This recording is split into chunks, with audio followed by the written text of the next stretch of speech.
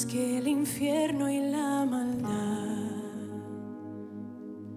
Dejó su trono y su gloria para traernos hacia Él. Más ancho es el amor de Cristo que el foso que nos separó. Me alcanzó en mis tinieblas, solo en Él hay salvación. Más profundo que el mar, más allá del cielo está tu amor, me bastará. Más fuerte es el amor de Cristo que mi enemigo más feroz. Me sostiene en la tormenta, las aguas no me cubrirán. Me guiará el amor de Cristo en el más hondo valle aquí. Me pastoreará por siempre y me guarda junto a Él. Más profundo que el mar, más allá del cielo está tu amor, me bastará. Más fuerte que la tempestad, venció el pecado y la maldad. Tu amor me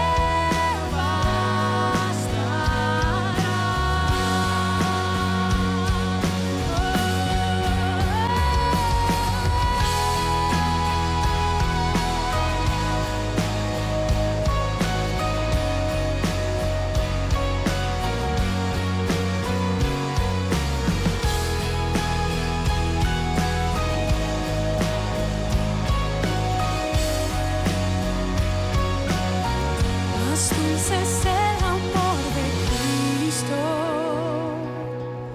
mientras más cerca estoy del fin. Disfrutaré su amor por siempre, ante su trono estaré. Me llenará el amor de Cristo al su rostro contemplar.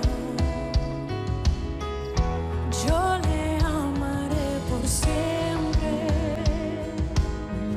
su alabanza cantaré, su alabanza cantaré, su alabanza cantaré, su alabanza cantaré. Más profundo que el mar, más allá del cielo está tu amor, me bastará. Más fuerte que la tempestad, venció el pecado y la maldad. Tu amor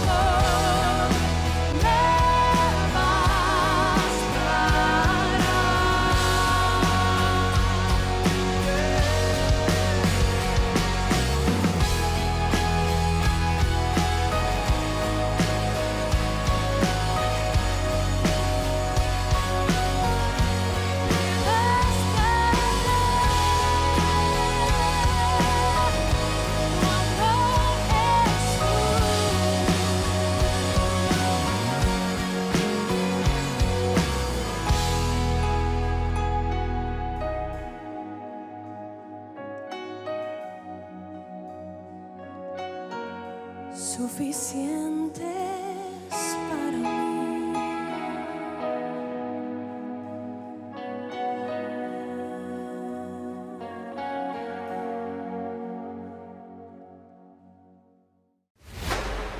I served on the worship team in San Antonio, and just being surrounded by 17,000 disciples, I was just so in awe of God. It softened my heart.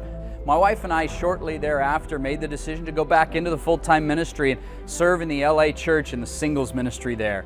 Then a couple years ago, we felt a clear vision and calling by God to move here to Orlando and serve in this great church. I knew that with that move also, we accepted the responsibility, but really the honor of hosting the World Discipleship Summit.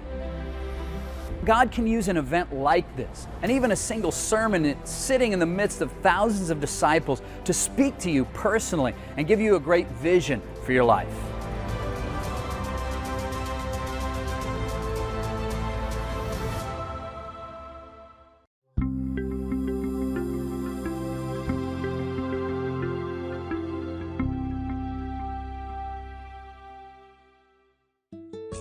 Sabemos que hay personas por la pandemia que ya no van a poder viajar. Estamos muy animados de poder anunciar que tenemos una opción virtual. Queremos animar que te registres en nuestro sitio www.worlddiscipleshipsummit.com.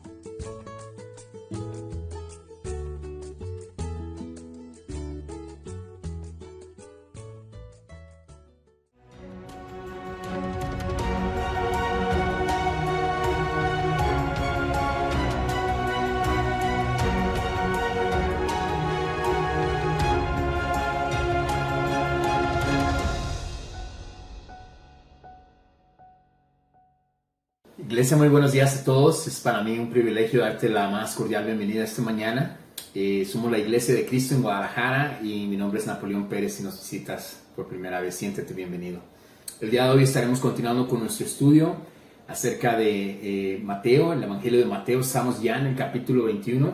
Y bueno, a partir de aquí en adelante, básicamente, la Biblia nos narra la última semana de vida de nuestro Señor Jesucristo aquí en la tierra. Definitivamente Dios quiere que pongamos una atención especial en esta semana. Quiero que te des una idea. El Evangelio de Mateo tiene 28 capítulos, pero a partir del capítulo 21 hasta finalizar, narra simplemente la última semana. Cuando Dios repite las cosas, como por ejemplo, de cierto os digo, 2 veces, quiere que pongamos atención. Cuando Él nos dice 3 veces, santo, santo, santo es el Señor Todopoderoso en el Antiguo Testamento, quiere que también nuestros ojos estén enfocados en su santidad y en la manera en la que nos está llamando también a nosotros a vivir en santidad. Con esto en mente quiero pedirte que me acompañes a hacer una oración. Vamos a tener un increíble devocional esta mañana y sin más ni más quiero pedirte que podamos inclinar nuestro rostro y podamos hacer una oración para que Dios bendiga este tiempo. Padre Santísimo, gracias por la oportunidad que nos das de esta mañana venir ante tu presencia, poder abrir tu palabra, estudiarla, Dios, y aplicarla en nuestras vidas. Gracias por el amor, la paciencia y la enseñanza que has tenido con cada uno de nosotros y cómo a través de la vida de tu Hijo Jesús nos muestras también el cariño y la instrucción necesaria para que nosotros podamos movernos de un punto A un punto B y crecer para tu gloria y honra. Bendice este tiempo, Señor. Gracias por tu Hijo Jesús y es a través de su nombre que elevamos esta oración. Amén. Pues el título de nuestra clase esta mañana se llama Triunfando a través de la obediencia. Obviamente el capítulo 21 habla de ese momento tan especial de la entrada triunfal de nuestro Señor Jesucristo a Jerusalén y por eso lo titulé así, Triunfando a través de la obediencia. También adelante veremos un fragmento acerca de una parábola de cuán importante es la obediencia para Dios en nuestras vidas. Y pues bueno, con esto en mente vayamos a Mateo 21. El día de hoy yo estaré leyendo de la Nueva Versión Internacional. Leamos versículo del 1 al 6, la entrada triunfal.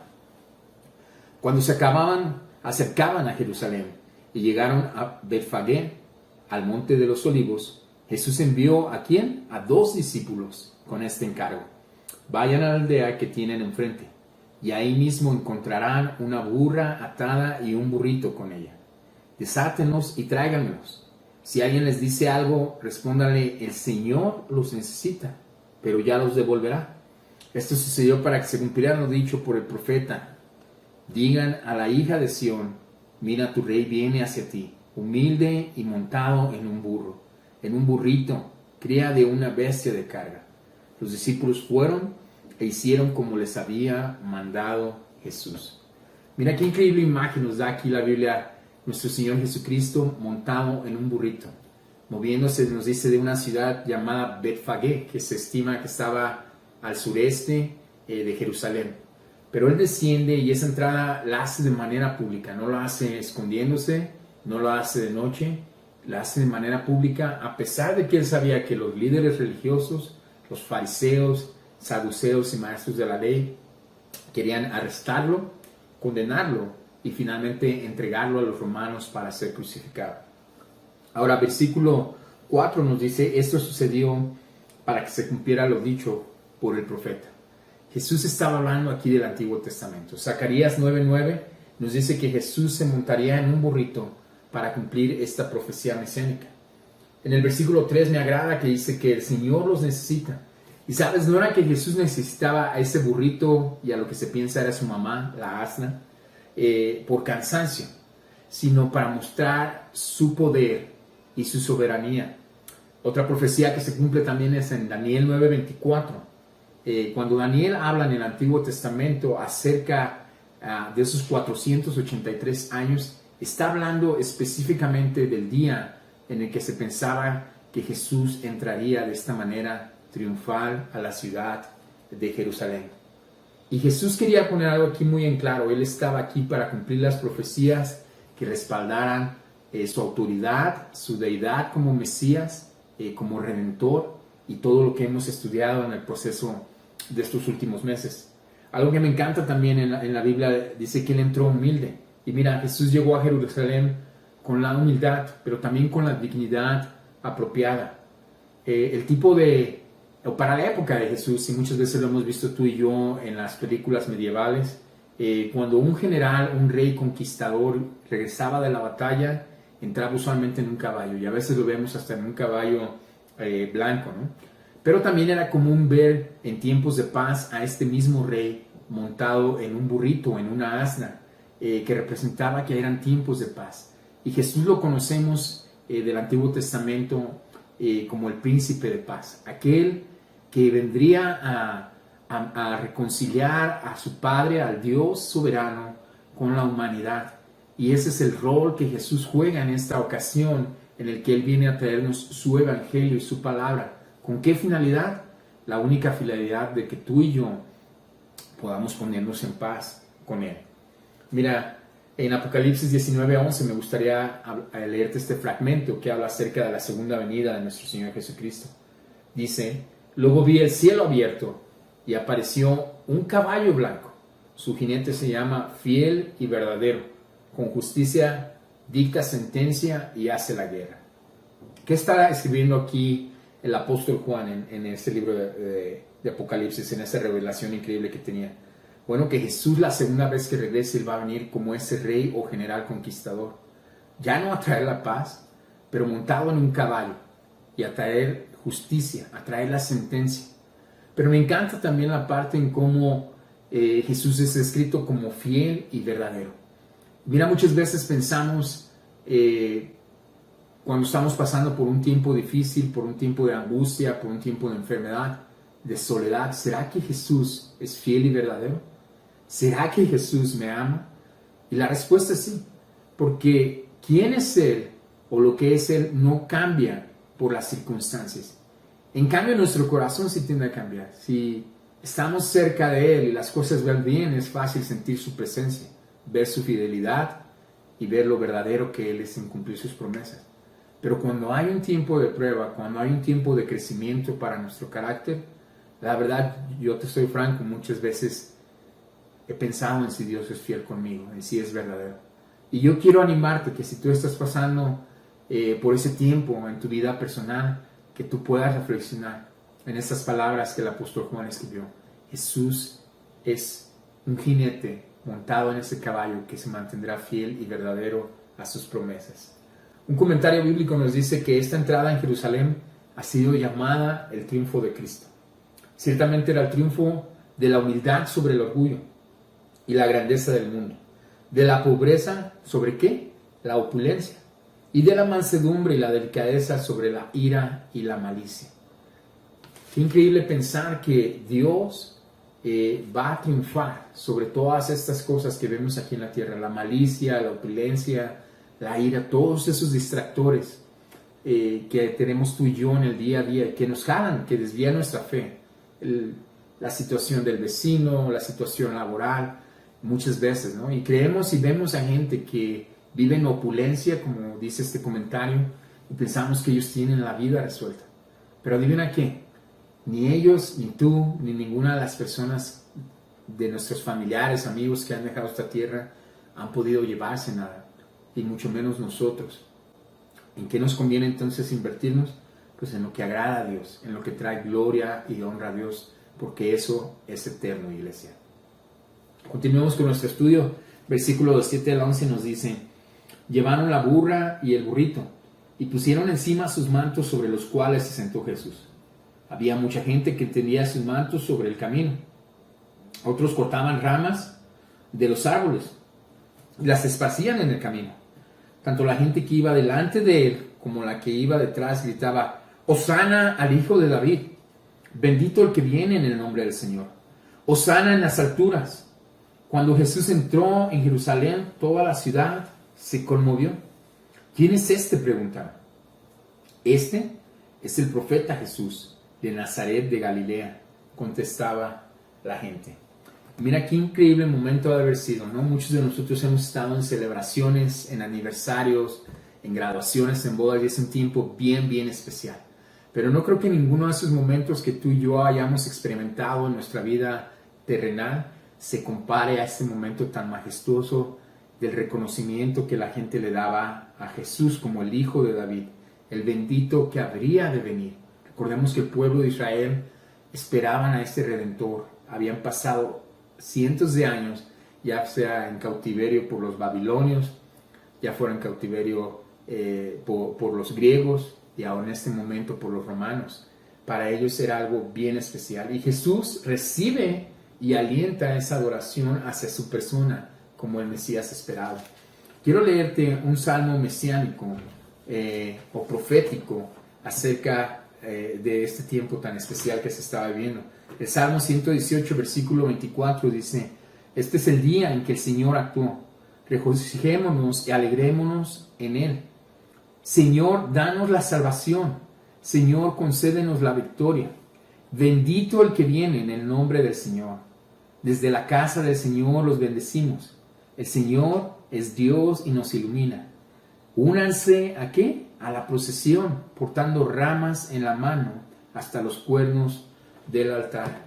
Y aquí el salmista estaba también expresando y alentando a la gente a unirse en este momento de celebración, en esta última semana, estos últimos días en los que nuestro Señor Jesucristo estaría aquí en la tierra.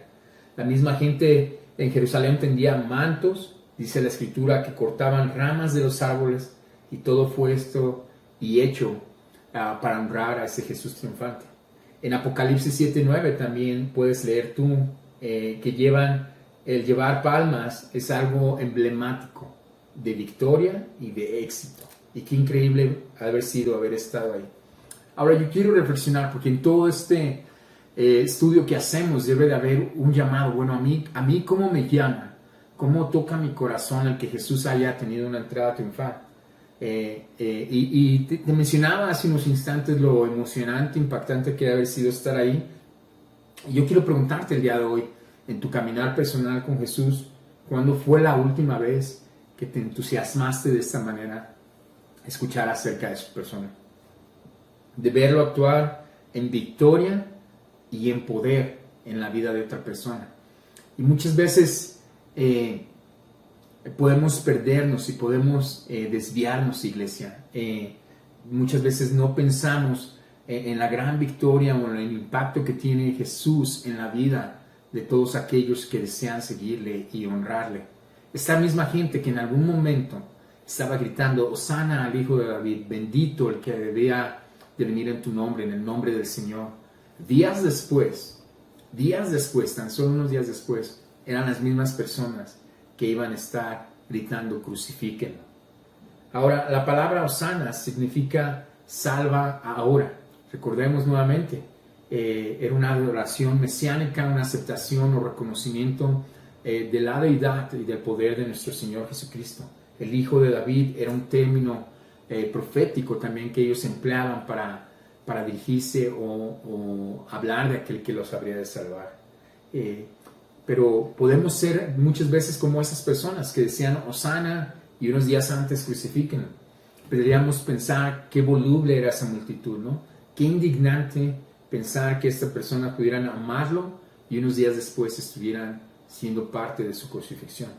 Pero yo me puse a pensar de manera personal cómo yo puedo estar siendo parte de esa multitud que grita, crucifica. Y a lo mejor yo no lo grito en la calle, a lo mejor tú no lo gritas, pero con tu relación con Cristo, quiero que pienses y medites, ¿cómo pudiese yo estarlo negando? Después de haberlo aceptado, después de decir que quiero adorarlo hoy domingo de manera colectiva, pero en la semana, en tu día a día, en tu intimidad, cuando estás tú a solas, ¿cómo pudieses tú estarlo negando y no adorando? Algo que definitivamente nos puede ayudar siempre a pensar y a crecer es la lectura bíblica, la instrucción, el estudio bíblico nos ayuda como no tienes idea. Si tú vas a compartir tu fe, si tú vas a hablar a alguien es porque el Espíritu está diciéndote que lo hagas, estás alimentando el Espíritu en tu semana. Y ese mismo alimento que recibes también te ayuda a luchar en tu día a día, ¿no? Con la tentación, la pornografía, las malas palabras, el alcoholismo, lo que sea que tú batalles, al ser alimentado durante la semana te ayuda. Y mira, no sé tú, pero cuando yo no tengo ese tiempo, luego noto la diferencia. Noto la diferencia de cómo mi carácter cambia, mi reacción, la manera en la que interactúo con mi familia, con mi esposa, mis hijos, con mis vecinos.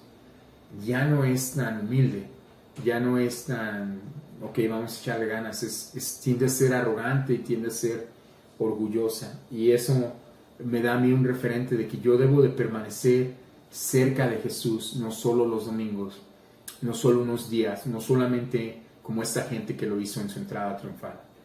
En los siguientes versículos que el pasaje nos habla, del versículo del 12 al 17, Jesús vuelve a tocar un tema muy importante.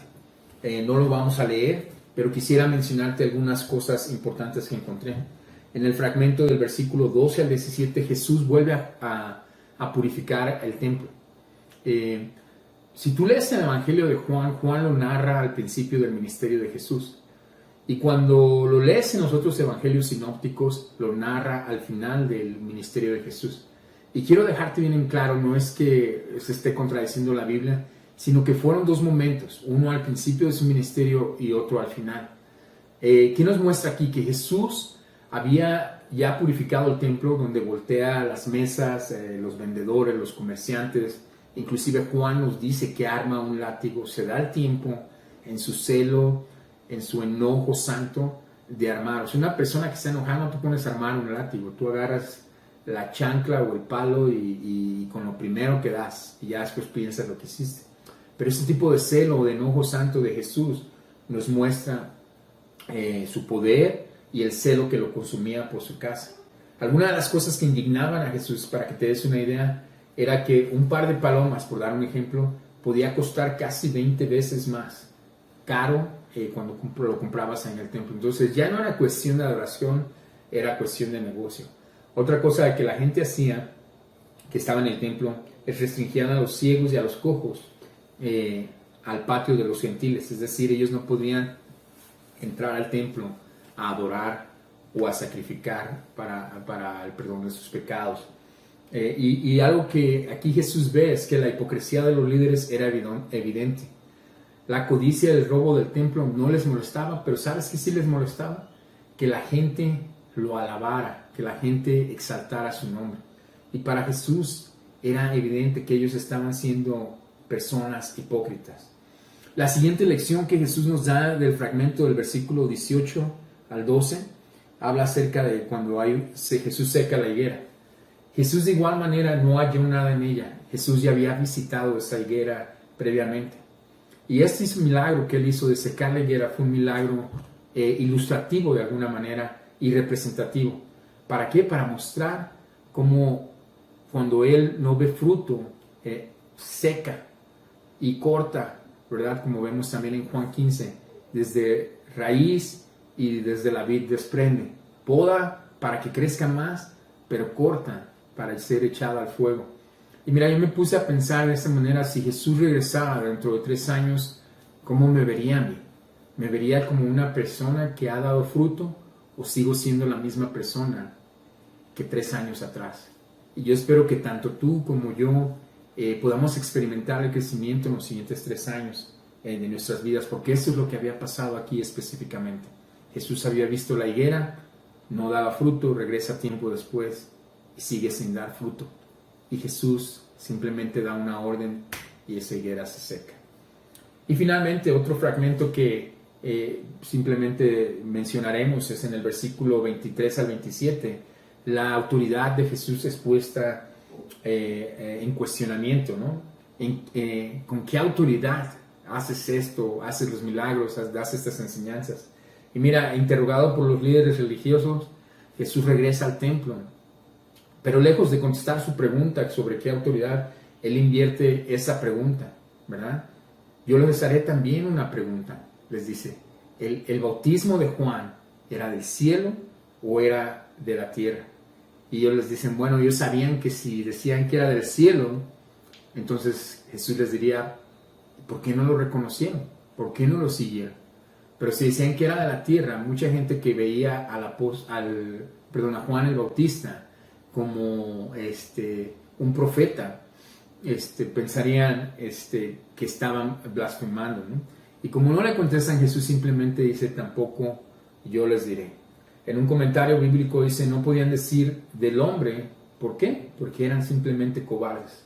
Pero tampoco dirían del cielo, porque eran hipócritas. Eran hipócritas. Lo más fácil era decir del cielo, pero no lo aceptamos, no lo reconocimos. Y Jesús, aquí estoy. Quiero arrepentirme, quiero cambiar, pero no lo hicieron. Ahora vayamos al último fragmento de nuestro estudio esta mañana. Mateo 21, continuaremos en el versículo 28-32. Esta parte quiero dar un enfoque muy, muy especial. Habla acerca de una parábola y es la parábola de los 2 hijos. Vayamos al versículo 28. Dice, ¿qué les parece? Continuó Jesús. Había un hombre que tenía 2 hijos. Se dirigió al primero y le pidió, hijo, ve a trabajar hoy en el viñedo. No quiero, contestó, pero después se arrepintió y fue. Luego al padre se dirigió al otro hijo y le pidió lo mismo. Este contestó, sí señor, pero no fue. ¿Cuál de los dos hizo lo que su padre quería? El primero, contestaron ellos. Jesús les dijo, les aseguro que los recaudadores de impuestos y las prostitutas van adelante de ustedes hacia el reino de Dios, porque Juan fue enviado a ustedes a señalarles el camino de la justicia y no le creyeron, pero los recaudadores de impuestos y las prostitutas sí le creyeron. E incluso después de ver esto, ustedes no se han arrepentido para creerle. Mira qué momento tan difícil y tan incómodo debe haber sido esto para los fariseos. Jesús da esta parábola de los 2 hijos para mostrar el comportamiento que estaban teniendo los fariseos y maestros de la ley y el comportamiento que estaban teniendo los recaudadores de impuestos y las prostitutas, que eran considerados lo peor de la sociedad.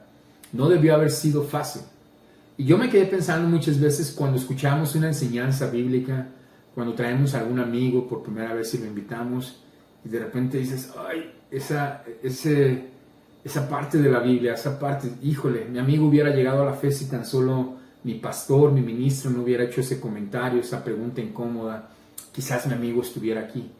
Pero mira, Jesús no quiere espectadores, es más, ni siquiera te quiere a ti que estés ahí y que digas, sabes que tus comentarios o tus palabras me ofendieron.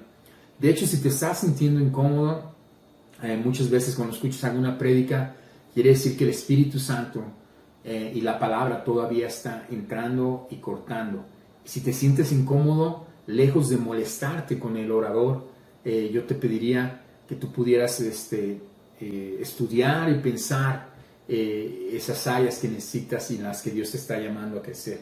Definitivamente no fue fácil para los fariseos escuchar estas palabras de Jesús, tampoco lo será para ti o para mí. El punto central de esta parábola, ¿cuál era? Que es mejor hacer que decir. Nos narra dos hijos. El primer hijo dijo que no lo haría, pero al final se arrepintió y fue. Y el segundo dijo casi como en la milicia, sí señor, pero al final de cuentas no lo hizo. Ahora veamos que el padre tenía derecho a los servicios de los dos hijos. Era correcto el que esperara que sus hijos trabajaran con él. Tú y yo tenemos hijos en casa, probablemente, o fuimos hijos en casa y sabíamos que tenemos responsabilidades. No es como que yo nada más llego aquí a dormir y a cenar y a mí no me digan nada, ¿no? Como miembros de una familia, tú y yo tenemos responsabilidades. Estas personas tenían responsabilidades. Y Jesús quería dejarlo en claro, que es mejor hacer que decir. Es mejor hacer las cosas que decir que las vamos a hacer. Es probablemente también que el viñedo fuera un negocio familiar, que fuera la manera en la que ellos traían su ingreso y la economía para la casa. La Biblia trata temas definitivamente del día a día, ¿no? Temas que nos llaman a cambiar, a crecer. Algunos de esos temas pudieran ser acerca de la gracia, de la compasión y la pureza. Pero aquí específicamente Jesús está hablando del servicio. Y mira, eventualmente esa parábola también podemos verla desde la perspectiva de la salvación. Porque ese fariseo y ese maestro de la ley, al no aceptar a seguir Jesús, prácticamente estaba negando su relación con Cristo, de la cual dependía su salvación. Pero por el contrario, la prostituta, el publicano, el recaudador de impuestos, al reconocer su necesidad de Cristo, estaba conectándose con Él y estaba de alguna manera viviendo parte de su salvación. Y eso es lo que Jesús quiere. Esos temas son difíciles, pero son necesarios de hablarlos en el día a día. Y yo quiero preguntarte esta mañana, ¿cuál corazón dirías que tienes tú de estos dos hermanos? ¿Eres el primero que dijo que no lo haría, pero que fue? ¿O eres el segundo que dijo que sí lo haría, pero que al final de cuentas no fue? Y yo quiero preguntarte, ¿qué vas a hacer? ¿Qué va a cambiar? Quiero que pienses en alguien, algo que a mí me ayuda y que lejos de darte el día de hoy un nombre de alguna persona, quiero que tú pienses en el nombre de una persona que te inspira y que te anima a crecer. Yo pudiera darte 1 o 2 o 10 de gente que me inspira a mí a ser más como Cristo. Yo quiero que tú hoy pienses en quién te inspira y qué vas a hacer al respecto. Algunos principios que quiero hablarte acerca de este tema es que el Padre habló individualmente. El llamado a servir a Dios es personal. El llamado de servicio es personal. Oye, pero yo sí quiero, pero pues también pon el de allá, ¿no? O ¿por qué no más yo? Tú no te preocupes por el de allá. Tú preocúpate por servir a Dios y dar tu corazón. El llamado es personal y en esta parábola vemos cómo Él no habló a los dos hijos al mismo tiempo y dio instrucción al mismo tiempo, sino los trató a cada uno de manera individual. Que también vemos que el Padre apeló a Él como su hijo. Le pidió que hiciera su voluntad, no la que Él quería, sino la voluntad del Padre. Cuando tú y yo venimos a Cristo, debemos aprender a rendir no a nuestra voluntad, no a lo que yo quiero, a lo que a mí me parece que es correcto, sino Dios, ¿qué tú quieres? ¿Cuál es tu voluntad? ¿Cuál es la manera en la que tú quieres guiarme y ayudarme? El Padre pidió que trabajara, que participaran juntos en la casa. Era algo nuevamente quizás un negocio familiar, era algo que papá y los hijos iban a hacer juntos, no nada más vete y yo me quedo. Ahora algo que me encanta también es que el Padre pidió al Hijo que trabajara ¿cuándo? Hoy, no en un tiempo distante. Si tú lees nuevamente en el versículo, dice, Hijo, ve a trabajar hoy en el viñedo, al final del versículo 28. ¿Cuándo Dios quiere que tú trabajes? No, pues, ¿sabes qué? Cuando termine mi carrera. No, ¿sabes qué? Cuando me case. Ya nada más déjame comprar una casa y entonces, pero ¿sabes qué? Mi esposa acaba de quedar embarazada. Ya que mi hijo crezca, porque ahorita mi esposa me ocupa. Y podemos caer en esa trampa de que nos la llevamos y posponemos ese corazón de servicio. No es en algún tiempo distante, sino es hoy que Dios quiere que trabajemos para Él, para su obra. El Padre le pidió también que trabajara, dice la versión Reina Valera, en mi viña. Adivina de quién iba a ser todo eso. Toda esa herencia, toda esa viña que ellos estaban trabajando, iba a ser de esos dos hijos. Y yo quiero que pienses, ¿no? Yo puedo pensar en un tío que le va muy bien económicamente y que tiene su negocio, pero yo sé que yo no voy a ser parte de su herencia. Mis dos primos van a ser parte de la herencia de ese tío. Y tú tienes que verte así, espiritualmente hablando. Cuando yo trabajo en la casa de mi padre para las cosas de mi padre, la herencia de mi padre, que es la vida eterna, me pertenece a mí. También vemos algunas actitudes. El primero dijo que respondió, no quiero, pero después arrepentido fue y lo hizo. Y eso, aunque respondió inicialmente mal, hizo el bien a final de cuentas. Y el segundo dijo, no voy, sí voy, perdón, pero a final de cuentas no lo hizo. Y podemos caer tú en la trampa, ¿no? Muchas veces dentro de la iglesia, ay, sí, hermano, cuenta conmigo, yo ahí estoy, que hay que llevar, y a final de cuentas quedamos mal. Y es muy triste ver a un hermano que dice, sí, cuenta conmigo, pero que después con su actitud, con su vida, con su compromiso, vemos que en realidad está diciendo, no, no quiero, me cuesta. Y si ese es donde tú estás atrapado el día de hoy, yo quiero el día de hoy animarte y exhortarte a crecer. Muchos creyentes imitan al segundo hijo. ¿En qué manera? Tú te estarás preguntando de esa manera. ¿En qué manera pudiese yo estar imitando? Mira, quiero darte unos ejemplos ya para concluir nuestro devocional de esta mañana. ¿En qué manera pudiera estar siendo tú o yo el segundo hijo? Una, que admitimos que la palabra de Dios es la verdad y que tenemos la intención de tomarla en serio, pero algún día, eventualmente. Hablan de hacer la obra del Padre, pero no la hacen.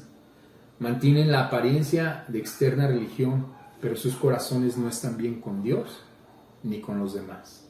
Piensan que con palabras y promesas son suficientes, pero no lo es. Un comentario bíblico dice, al igual que el segundo hijo, hay personas que no van. Hablan de arrepentirse, pero ¿qué crees? No se arrepienten. Hablan de creer, pero nunca creen. Piensan en someterse a Dios, pero aún a este día no se han sometido. Dicen que es tiempo de buscar al Señor, pero no lo buscan. Y todo termina en una mera promesa. Yo quiero animarte, si tu corazón ha estado ahí, si has estado extraviado, si has estado haciendo promesas, si has estado queriéndote arrepentir, queriéndote dar ese paso de fe, queriendo creer, queriendo comprometerte con Dios, pero no lo has hecho, estás perdiendo tu tiempo. Quiero animarte que tú puedas dar ese paso de fe, no para mí, no para la iglesia, sino para Dios y para Jesús, que de alguna manera lo dio todo por ti y para que tú tuvieras esa reconciliación, esa paz con tu Creador. Juan 14:21, en la versión lenguaje actual, Jesús dice las siguientes palabras: el que tiene mis mandamientos y los guarda, ese es el que me ama. Y el que me ama será amado por mi Padre. Y yo lo amaré y me manifestaré en él. ¿Ves cómo no dice el que tiene mis mandamientos, o el que siente emociones, o el que cree que me ama, o el que viene al servicio? No, dice el que tiene mis mandamientos y lo guarda, es la manera de ver que ama a Jesús. Si tú y yo obedecemos a Jesús, obedecemos sus mandamientos, permanecemos fieles a ellos, es la manera de decir que amamos. No con los labios, no con nuestras emociones, no con nuestros sentimientos. Es que es un sentimiento muy bonito que yo tengo hacia Dios. ¿Cómo sé que lo amo? Porque estoy respetando sus mandamientos. En conclusión, es mejor hacer que decir, iglesia. Las prostitutas y los recaudadores de impuestos lo entendieron. La pregunta es si tú y yo lo entendemos. No caigas en la dureza del corazón de los fariseos. Vive triunfante a través de la obediencia. Vive triunfante a través de la obediencia a las Escrituras, a la palabra, a las enseñanzas. Y finalmente, amigo que nos visitas, ¿qué decisión vas a tomar? Porque he escuchado a muchas gentes decir, es que yo por eso no me comprometo, por eso no doy. Pero mira, si tú escuchas el mensaje y cierras tu corazón, la palabra de Dios dice que ya no habrá esperanza para esos que escucharon y no cambiaron. que habría más esperanza aún para Sodoma y Gomorra, que fueron ciudades que fueron destruidas. Ellos no escucharon el mensaje que tú estás escuchando esta mañana. Y yo quiero preguntarte qué vas a hacer al respecto. Y quiero invitarte, acércate a la persona que te invitó a la iglesia, que te mandó este enlace, esta liga, para que pudieras escucharlo y que tú puedas tomar la decisión de estudiar la Biblia. Quiero en este momento que me acompañes a hacer una breve oración para que Dios bendiga el pan y el jugo de uva. Y gracias por tu atención. Padre, tantas gracias te damos esta mañana por el tiempo que hemos invertido. Es un tiempo tan especial que hemos invertido en nuestras vidas para nuestro crecimiento personal. Tanta enseñanza, Señor, acerca de la vida de nuestro Señor Jesucristo y la manera en la que tú nos pides que vivamos. Oro que en el corazón de esta audiencia pueda haber el deseo, Padre, de ser como el primer hijo, que quizás inicialmente dijo, no quiero, no me interesan las cosas de la Biblia, las cosas de la iglesia, pero que al final de cuentas recapacitó, se arrepintió y hizo las cosas que te agradan. Y oro que en esta audiencia esta mañana podamos tener este corazón. Gracias por tu iglesia, gracias por tu Hijo Jesús, gracias por su ejemplo de santidad y rectitud. Bendice este fin de semana, bendice nuestras vidas para que podamos darte gloria y honra. Te amamos, exaltamos tu nombre y bendice el pan y el jugo de uva a través del cual celebramos la muerte y la resurrección de nuestro Señor Jesucristo. Y es en tu santo nombre que te oramos todo esto. Amén.